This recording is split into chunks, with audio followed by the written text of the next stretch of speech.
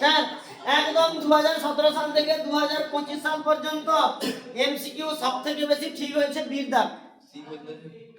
সবথেকে সেটা ভৌত বিজ্ঞানে, বিট সিটা ভৌত বিজ্ঞানে সবথেকে বেশি এমসিকিউ ঠিক হয়েছে বির দাগ, তারপর হয়েছে এর দাগ।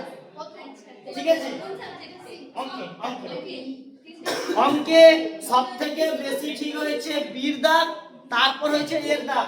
তাহলে যারা একদম মাধ্যমিকে বইয়ের সঙ্গে মুলাকাত হয়নি, স্যার এমসিকিউ থাকবে 6টা স্যার, মাত্র 6টা এমসিকিউ থাকবে। এই 6টার মধ্যে তোমরা যদি কোনো উত্তর না জেনে থাকো অনায়াসে বি দিয়ে আসবে, অনায়াসে বি দিয়ে আসবে।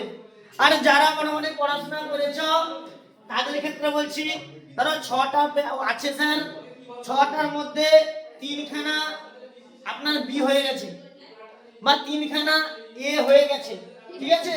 তাহলে চোখ বন্ধ করবে আর যে 2খানা বি দেওয়ার চেষ্টা করবে, নাহলে যদি জেনে থাকো তাহলে সঠিক উত্তরটা লিখবে। যারা জানো না তাদের ক্ষেত্রে এই কথা বলছি, ঠিক আছে? এবার স্যার তাহলে আমাদের এমসিকিউ তে প্রথম টার্গেট থাকবে বি এর দাগ, সেকেন্ড টার্গেট থাকবে এ এর দাগ, ঠিক আছে? এবার সিডি হয়তো কোনটা বড় প্রশ্নের উত্তর সিডি দেওয়া আছে সেটা যদি জেনে থাকো তাহলে অতি অবশ্যই দিয়ে আসবে।